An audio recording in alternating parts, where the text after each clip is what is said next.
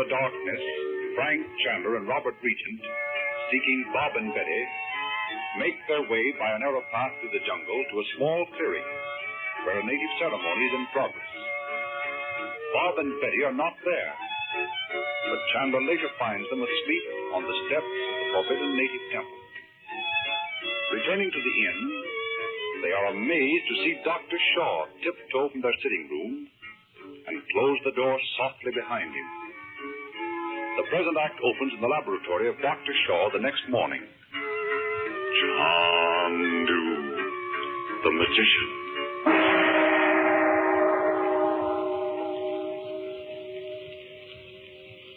And so There. Half a minute and I'll be with you. I just want to have a look at this reaction. That's odd. I must look into that. I'll come back to it later. Now, what were you saying?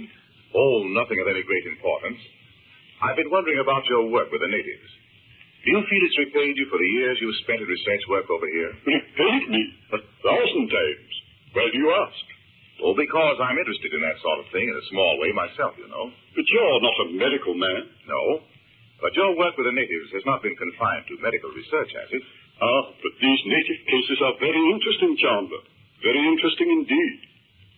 But are they of use to civilization? Have you learned anything to take back with you? I mean, of course, except material for some highly technical papers for the medical journals. The things I shall take back with me, Mr. Chandler, are not the things I should ever include in articles for the medical journals. No, not at all. My colleagues in London, I fear, would not look upon me kindly. Ah? No. You're right, Mr. Chandler. I have learned much more than the case histories of a lot of savages. What a field this is for original research. What a field. You mean along the line of the native beliefs? What? But you told me yourself you had spent some time investigating them. I mean, of course, along with your other investigations. Yes, yes. They are fascinating, I tell you. Why, Mr. Chandler, these natives are in possession of secrets that have been lost to science for thousands of years. They know things you wouldn't believe. Yes, so I've heard. But what sort of things? Oh, well, for instance, what do you suppose is back of the imprisonment of your sister? You and I both know there is more to this than meets the eye, Mr. Chandler. Yes, yes, I know there is. But go on. What else do you mean? When I first came to this jungle, I was interested solely in medical research. But you know, after one has lived here for a time, these native things begin to get under one's skin. Yes, I know. So presently, I began to see that all knowledge was not confined to the West, and that these fellows knew things I hadn't dreamed of. And as years passed, and the natives came to trust me, they told me things. Ah, Mr. Chandler, if I dared to reveal them, things whose very existence is known to only a handful of men in the West, and they are unknown to each other. Oh, you can trust me, Dr. Shaw. You know that. I think perhaps I know what you mean. You know? Do you by any chance mean black magic? Are you? Where did you study? No one knows this, Chandler, but I studied under perhaps the greatest authority in the world. In Egypt. I think I begin to understand. There in Egypt, these things have been known for thousands of years. Tell me this. Tell me how these natives, most of whom have never left the villages where they were born, can understand, yes, and practice too, the black art of a land 4,000 miles away. You do not know, Chandler? I have a theory, of course. Yes, you have a theory, but I know. Can't you give me an example of what you mean? Listen, Mr. Chandler. Have you ever heard that in the reign of the Ptolemies in ancient Egypt, many a royal household was adorned with a Mongol princess? Have you heard that? No. Is that true? It is indeed. How do you suppose it happened? How do you suppose those Mongol princesses were induced to leave their beautiful homes and travel all the way to Egypt? Well, How? The kings of Egypt are said to have had a claim on the Mongol princes. And I know this. The claim they had was the knowledge of how to make them send their beautiful women to Egypt. They had studied the things I am now discovering. The secrets of magnetism. I see. This is very interesting. Go on, Dr. Shaw. Magnetism has been successfully applied to inanimate things. Now it is time to experiment with the living. What? Oh, of course, I meant animals. Yes, animals, my dear fellow. Of course. Was it before you came to the jungle and you studied these things in Egypt? Of course it was. I've been here for years. You know that.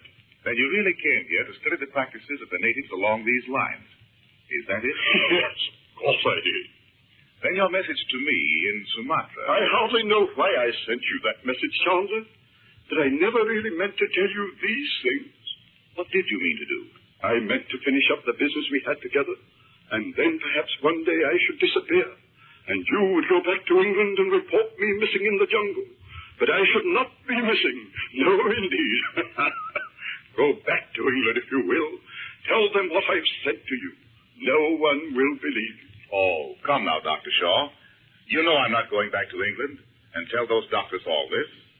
Don't you realize I might be able to furnish you a valuable collaborator in your work? You would work with me? You yourself? Oh, I couldn't. I'm not a scientist. But my sister's husband. Surely you've heard of him. You think Robert Regent would assist me in my experiments? I think it's possible. Come, why don't you tell me what it is you're up to? I know my brother-in-law would listen to me if I urged him to help you. He feels he owes a great debt, you know, because I rescued him from imprisonment in Algeria. You may be right. To think of Robert Regent interesting himself in my experiments. I might even... Shall I tell you what I hope to do? Yes, by all means. If I can perfect my latest invention, the scientific world will be rocked to its foundations. What sort of invention is it? Who knows the tremendous possibilities of man's, of one who is not afraid to use it to the limit of its power? Magnetism? You mean... I mean such magnetism as the world has never known. If it were not for the difficulty of procuring subjects upon which to experiment, I could long ago have presented my invention to the world. What sort of subjects do you mean? So far, I've confined myself to animals and to these natives. But I shall presently require subjects of a higher order. You understand, I'm sure, Chandler. Yes. But are these experiments in magnetism to be connected with your knowledge of black magic? You are remarkably astute, my dear Chandler. I wonder you've not thought of freeing your sister by some... What? What do you mean? Oh, I meant... Better say I meant nothing. You startled me for a moment, Dr. Shaw. I thought for a second you were suggesting a bargain whereby Mrs. Regent might be released in return for a promise to become one of your subjects for an experiment. But, of course, you didn't mean that, did you? No, of course not. May I ask you a question, Dr. Shaw? Of course, my dear fellow. Did you ever know a man who calls himself Dmitri? Dmitri? Do you know Dmitri? Indeed. I know him well. We had a little business transaction in Montebello not long ago. But do you not fear to deal with him? Even I would scarcely dare approach him. No. Why? Did it ever occur to you that Dmitri might be the Prince of Darkness? No, I see it would not occur to you. You think I am mad, don't you? Mad? I can see you do. No, of course not. Certainly not. You're as sane as I am. But I think this talk of black magic is a little unsettling. Let's think of something else, shall we? Roxor!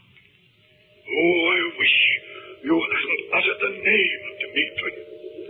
You can't tell what forces you may evoke by the mention of that name. Bronze gates! What's that? What's what, Dr. Shaw? Don't tell me you don't hear it. Look yonder. The blue light coming through the window. What can cause it? It's broad day outside, and yet look. Look at the lights. Ah, the cross. The cross. It's nothing, Dr. Shaw. That cross is only the shadow of the cross pieces on the screen there. Don't be frightened.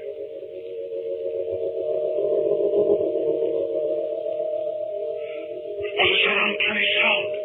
What is it, Chandler? Have you ever heard it before? Do you hear it now? Of course I hear it. I've heard it many times, but... What is it then? Tell me. It's something I called up from the black depths of the world. Why did you come here talking of this? How dare you pry from my mind the precious secrets I have guarded so long? Don't stand there like that. Go! Get out of here! Or by the black god of the temple, I'll have you all right. For weeks I've been waiting and listening for every moment of that sound. Do you think I shall stir from this spot now? Just when I've heard it at last? You and your black art. Of course I shan't. Stay where you are. Don't move. I'm going to get this message no matter what happens. Stop, I tell you. Yogi, my teacher, I'm listening. I hear you. I hear you at last.